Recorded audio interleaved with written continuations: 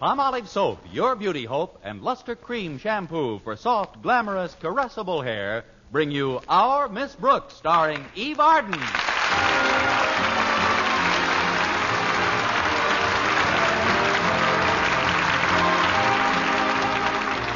Our Miss Brooks teaches English at Madison High School.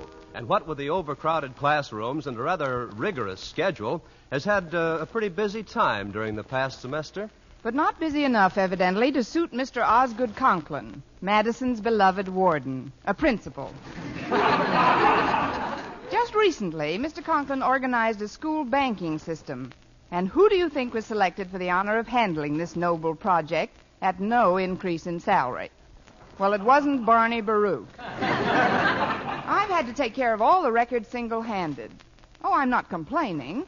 I think it's admirable for people to be saving and frugal, especially if you've got something to save. But I didn't count on the complications that set in last week. It seems that after school Thursday, I had $25 of the students' money in an envelope, which I placed on the dresser in my room at Mrs. Davis's. I intended to deposit it Friday morning and had asked Mrs. Davis to wake me at the usual time. I was sleeping very heavily when she knocked on my door. Connie? Oh, Connie. Connie, are you in there? No, I'll be back in 15 minutes. Come on now, Connie. You've got to get up. Why? To go to school. I graduated from school a long time ago. Well, not such a long time ago.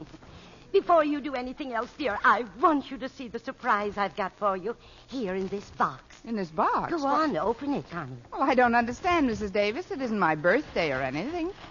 Why, it's a dress. Oh, you shouldn't have done it, Mrs. Davis. Oh, sure I should have. No, you shouldn't. Yes, I should. I bought it with practically found money. Found money? Yes, I found it on your dresser yesterday.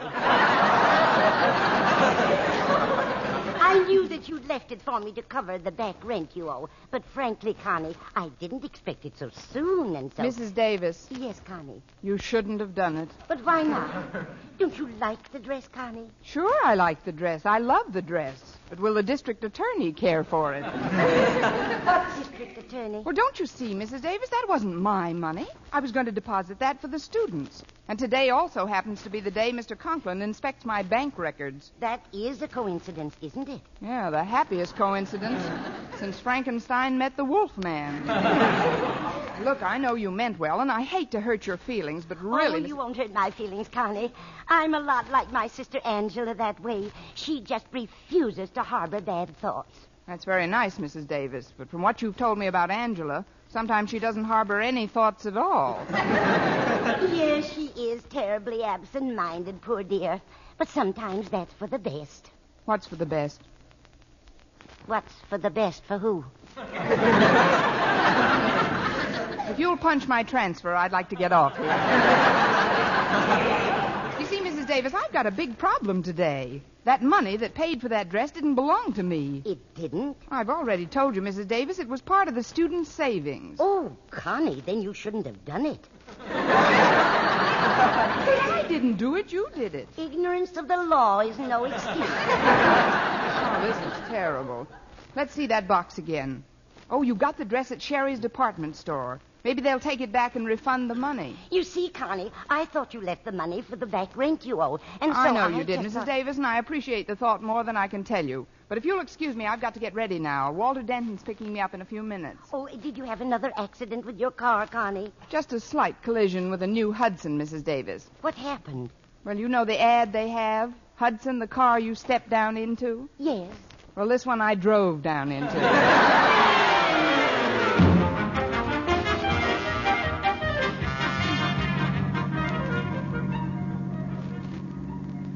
Do you know how to get to Sherry's department store, Walter? I've got to stop there for a minute. Oh, sure, Miss Brooks. I'll get you there in no time. By the way, how do you like the car today? The car? Oh, it looks fine, Walter. I polished all 4 fenders the other day. Well, I'm sure that'll improve the appearance of... What fenders? You haven't got any fenders on the car at all. Oh, of course not. They're home in my garage. I only put them on weekends. Weekends? Oh, sure. Even people don't dress up every day in the week. I see. No sense in hitting a sloppy pedestrian with a natty car. Exactly. You know, human beings are a lot like cars if they only stop to think about it. Take yourself, for instance. The way you look this morning. I know. Stanley Steamer. Yeah, I'm only trying to be helpful, Miss Brooks. You look a little worried about something. Is there anything I can do? Nothing I can think of offhand, Walter. Just keep it under your hat. You keep what under my hat? The information you're going to worm out of me by the time we get to Sherry's. Oh. Well, what is the information? It's about the school banking system. Oh, that. I know that's a big pain in the neck to you, but that's nothing to get depressed about. Gosh, did you see the papers this morning? No, I didn't get a chance. Well, you ought to read the story in the bulletin. Oh, that'd cheer you up. It's all about a woman embezzler who was caught stealing $19,000 from the Federal Trust Company. They just gave her 10 years in the clink. I feel better already. Well, she didn't even get a chance to spend any of the dough she embezzled.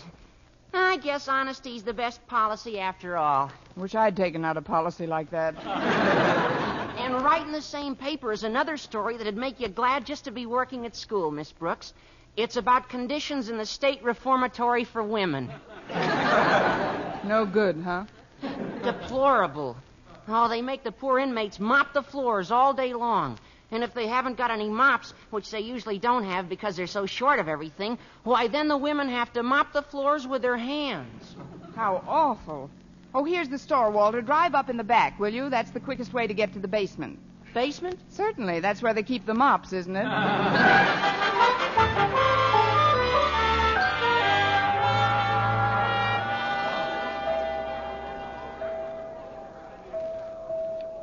Let's see now. Adjustment office. This must be it. I beg your pardon. Come in. You're my very first adjustment today.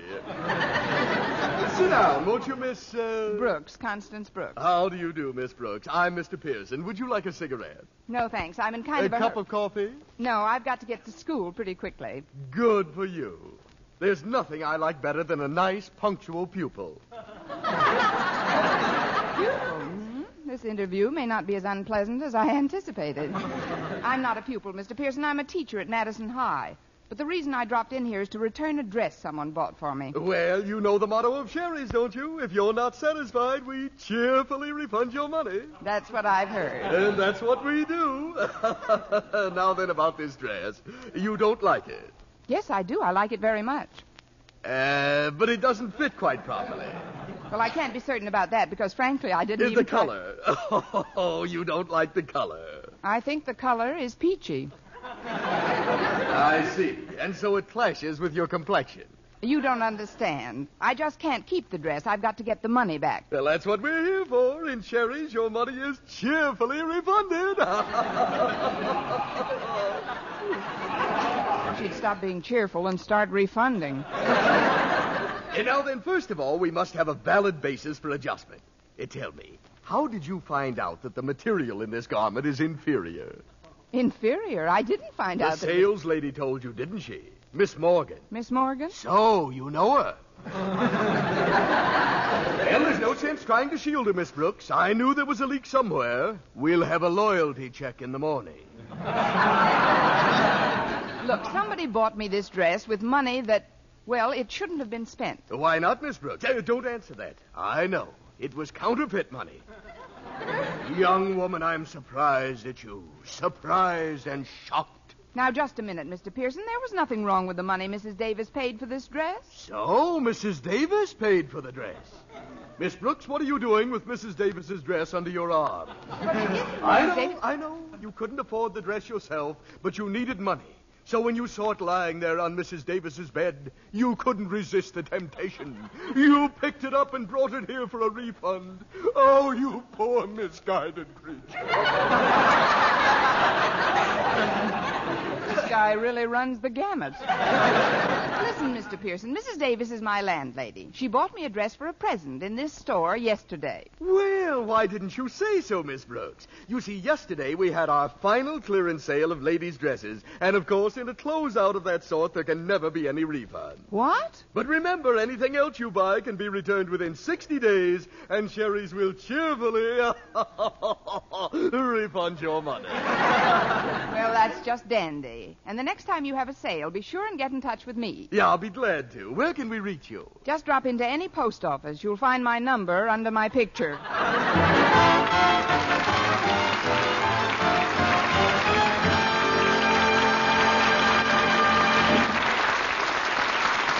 Our Miss Brooks, starring Eve Arden, will continue in just a moment. But first, here is Vern Smith. Ladies, what's your complexion problem? My skin's so dingy. Mine's oily. My skin's dull, coarse-looking. Doctors have proved that many complexion problems respond wonderfully to proper cleansing with Palmolive soap, regardless of age, skin type, or previous beauty care. Oily skin looks less oily. Dull, drab skin fresher and brighter. Coarse-looking skin appears finer. Even tiny blemishes, incipient blackheads disappear or improve. To win such complexion improvements, simply use Palmolive soap. Nothing but Palmolive, the way doctors advise. Wash your face with Palmolive soap 3 times a day.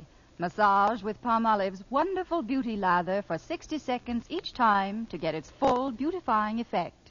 Then rinse. Look for improvements in your complexion within 14 days. For remember, 36 doctors, leading skin specialists, advise this way for 1,285 women with all types of skin. Young, old, dry, oily, normal, and proved it could bring lovelier complexions to 2 out of 3.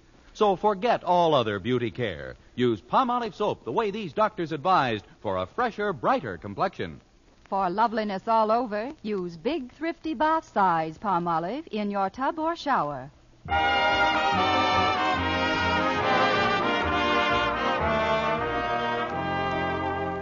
Well, Sherry's department store lived up to its reputation by refunding the dress and cheerfully keeping my money. In a way, it's a good thing I had the extra dress with me, because when we got to school, I stepped out of Walter's car and right through the hem of the dress I had on. Well, knowing I had to face Mr. Conklin, I felt pretty panicky. It's bad enough to have your spirits dragging without having your hem down there, too. But I finally hit on a pretty good scheme. Between classes, I dropped into the domestic science room to have my old dress patched up and to try and sell the new one.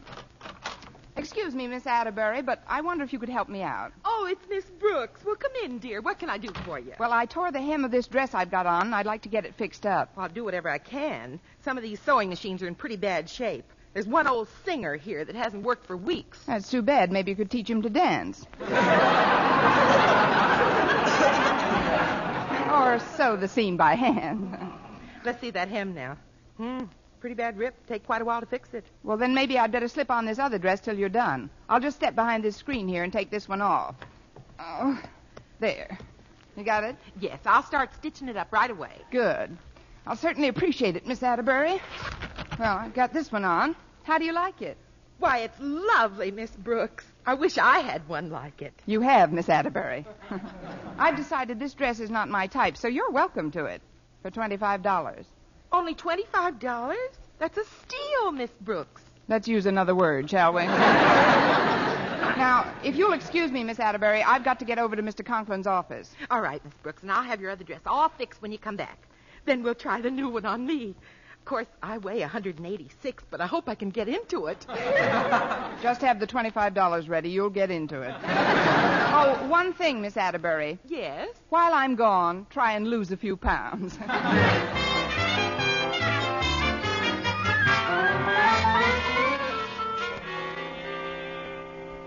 Now, see here, Harriet. Just because you're my daughter doesn't give you the privilege of taking time off from your study period. As principal of this school, I must... But, Daddy, it'll only take a minute. I just want your permission to withdraw $3 from my school savings account. I've just got to have a new sweater. Harriet, it distresses me to hear you talk this way. Why, do you realize that it's invariably a craving for unnecessary finery that is the basis for most of the crimes committed by women? But, Daddy... Just this morning, there was a story in the paper about a woman being held as an embezzler. And do you know what her alibi was? She needed clothes. I tell you, it's a disgrace what this civilization is coming to. Show me a well-dressed girl who has only a moderate income, and I'll show you an embezzler. Morning, Mr. Conklin. Oh, good morning, Miss Brooks. I see we have on a new dress. Oh, is yours new, too? This is sort of new. Well, yes. Hello, Harriet. Hi, Miss Brooks. Run along, Harriet. I have some important matters to discuss with Miss Brooks. All right, Daddy. We'll take my matter up later on, huh? Dismissed, girl. Yes, sir. Now then, Miss Brooks, have you brought all the student banking records with you? Well, not exactly all of them, Mr. Conklin. Then how many? None of them. You see, I wanted to double-check some of the items before you and I did the final recap, and... What are you trying to tell me, Miss Brooks? Oh, I'm not trying to tell you anything, Mr. Conklin. The less, the better. You see, there's one more deposit I've got to make today before the records tally. Very well, Miss Brooks. I'll wait until lunch period. We'll have a long lunch period, Mr. Conklin. It may take me quite a while. To do what, Miss Brooks? To start a pyramid club. See you later, Mr.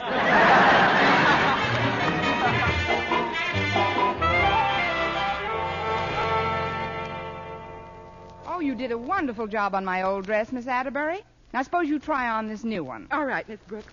But I'm so much heavier than you, I hope I can get it on. Oh, you'll get it on easily. I have to smear you with butter. Now, off with the old, and on with the new. Lift your arms. That's a good girl. Now, down over your shoulders. Fine. Past your waist. Good. Now, past your... There. Oh, it fits you like a glove, Miss Atterbury. Feels like I'm standing in the pinky.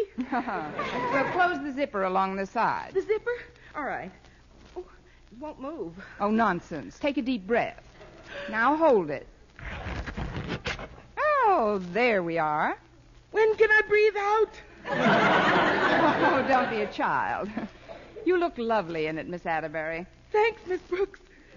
But I can't hold my breath any longer. What happened? Nothing much. The zipper just returned to at ease. You know, that's what I like about this dress, Miss Atterbury. It brings out the real you. Gods of you. I guess we will have to alter it a little, but if you'll just give me that $25 now, I'd like to just go and make... Just a minute, Miss Brooks. I don't know if I want to buy this dress right now. Here, let me take another deep breath. The latest thing, plunging necklines. You know, the fashion experts say that necklines are going further south every year. I know. Of course, this one's on its way to Mexico City. But I'm sure the dress can be made to fit and you. I'm sure it can't, Miss Brooks. We just weren't made for each other. Help me get it off, will you? All right, Miss Atterbury, but you're overlooking a great buy. After all, breathing isn't everything. Let's get it off.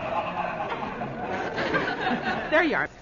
I've got an idea. Why don't you dye the dress? Dye it? What color? Flesh color. Then you wouldn't have to worry about the zipper. No, I guess not. Oh, there's the lunch period. I've got to hurry over to Mr. Boynton's laboratory. Oh, did Mr. Boynton invite you to lunch, Miss Brooks? That's why I've got to hurry. He's just going to.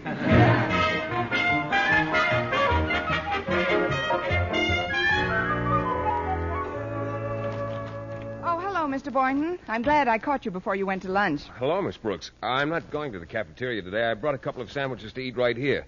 Would you like one of them? Oh, I don't know, Mr. Boynton. I don't like to take your... Oh, go ahead, Miss Brooks. They're very good. Well, thanks. And they're only 30 cents apiece. Here's 15. I'll just eat the bottom half. You know, I really should be in Mr. Conklin's office right now with the school banking records, but frankly, I'm a little shy. Well, that's one of the reasons I like you, Miss Brooks. I don't mean bashful shy. I mean come to the station house shy. I don't understand, Miss Brooks. Is there something wrong? Nothing serious, Mr. Boynton. Do you think you could ever love an embezzler? I never have. What's this all about, Miss Brooks? Oh, well, let's forget it. Let's live for today. Eat, drink, and be merry, for tomorrow we die.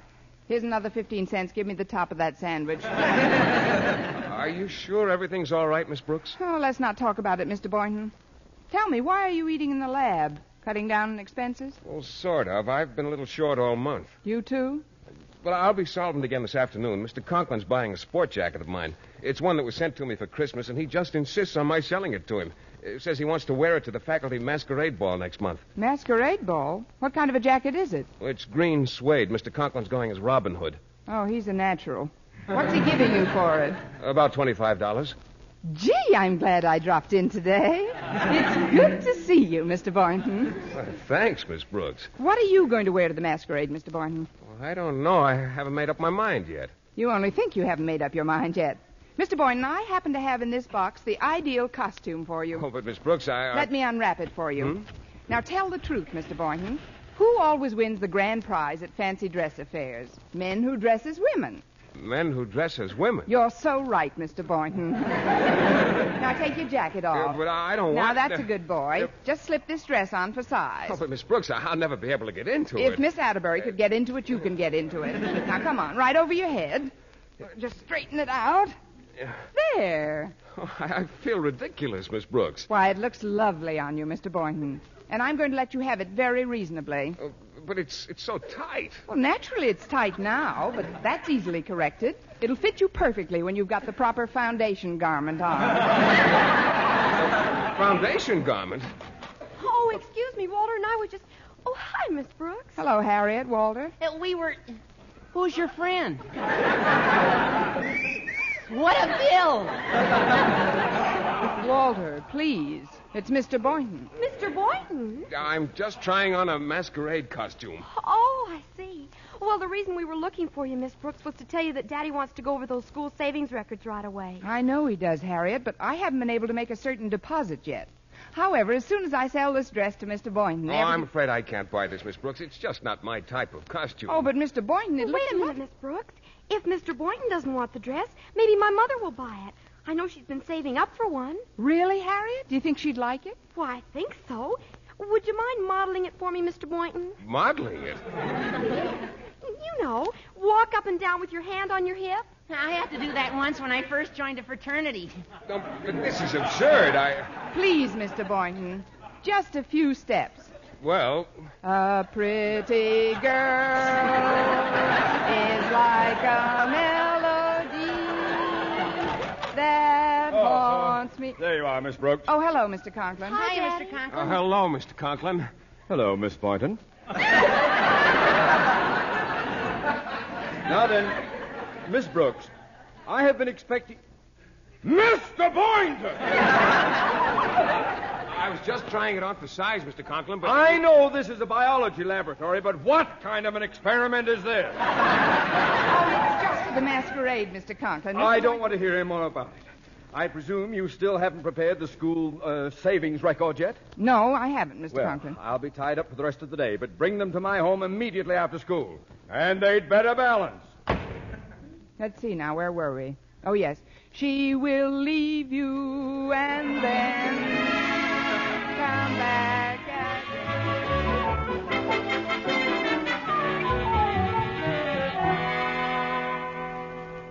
Now, if you'll just take this chair by the desk, Miss Brooks, we'll check these columns of figures. Oh, before you do, Mr. Conklin, there's something I'd like to explain. You see, when you add them all I'm up, they sure don't... I'm mentally equipped to add a column of figures, Miss Brooks. 6 and 8 of 14, 9, 23, 7 Osgood. Please, Martha. Can't you see I'm trying to do some work here? Well, I just want to talk to Miss Brooks for a minute. Well, go ahead, but be quiet about Yes, it. dear. 6 and 8 of 14. Come over here, Miss Brooks. I see you're wearing the dress, Mrs. Conklin. How do you like it? Oh, I like it fine. How much did you say it was worth? $25. Oh, good. You'll never guess where I keep my money, Miss Brooks. Not in the school savings bank, I hope. No, it's in the sugar bowl. I'll go and get it for you, Miss Brooks. Miss Brooks, come here this instant. Yes, sir. Hurry, Mrs. Conklin. Now sit down, Miss Brooks. I've added these figures very carefully. 3 times. And I still get the same total. I know. There's $25 missing. You knew? That's what I was trying to explain, Mr. Conklin. You see, that was the money I didn't deposit. But why not? Well, it was used for something else. Something else? But that was a sacred trust, Miss Brooks. How could you do such a thing? Why, that's an awful... Pardon me, Osgood. But I've got to talk to you. There's $25 missing from the sugar bowl. Right?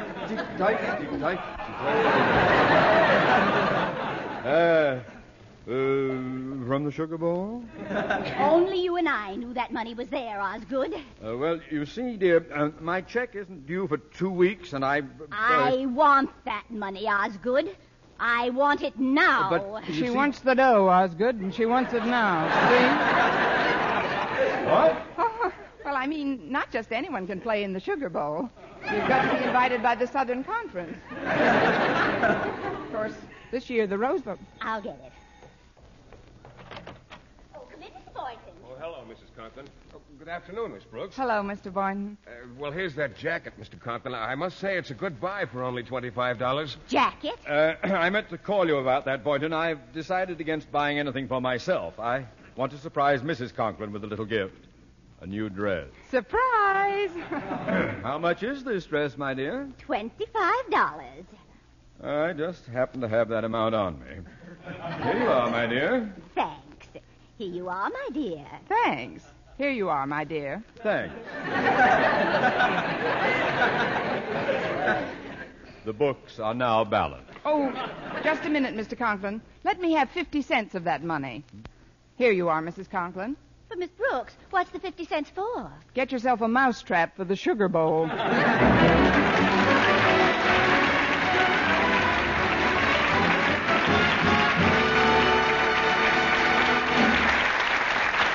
Arden as our Miss Brooks returns in just a moment. But first...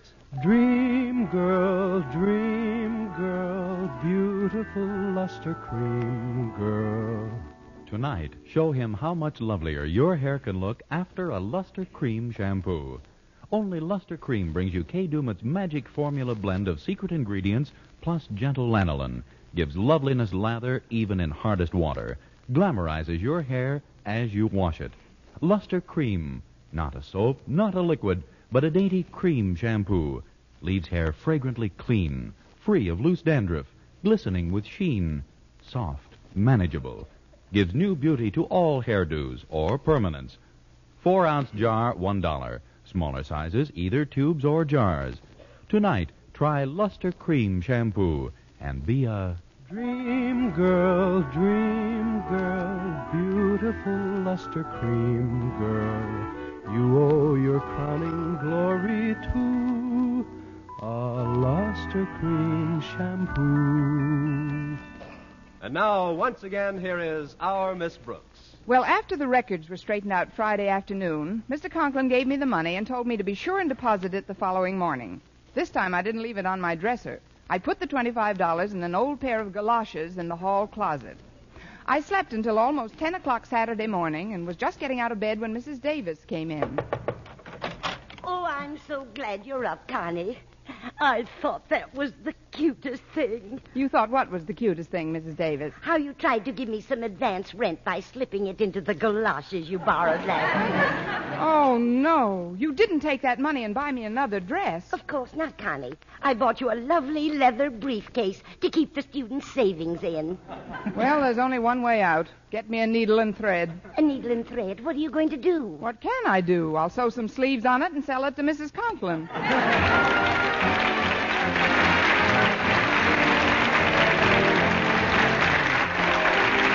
Tune into another Our Miss Brooks show brought to you by Palmolive Soap, your beauty hope, and Luster Cream Shampoo for soft, glamorous, caressable hair. Our Miss Brooks, starring Eve Arden, is produced by Larry Burns, written and directed by Al Lewis, with music by Wilbur Hatch.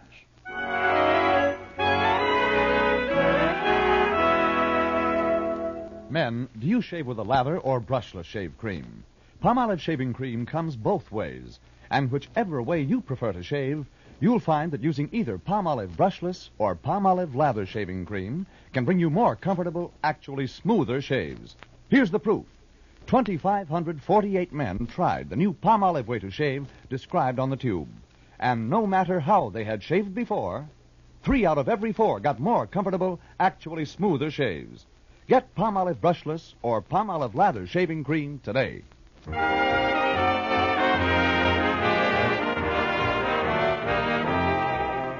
For mystery liberally sprinkled with laughs, listen to Mr. and Mrs. North, the exciting, fun-packed adventures of an amateur detective and his beautiful wife. Tune in Tuesday evenings over most of these same stations. And be with us again next week at this same time for another comedy episode of Our Miss Brooks. Bob Lamont speaking. This is CBS, the Columbia Broadcasting System.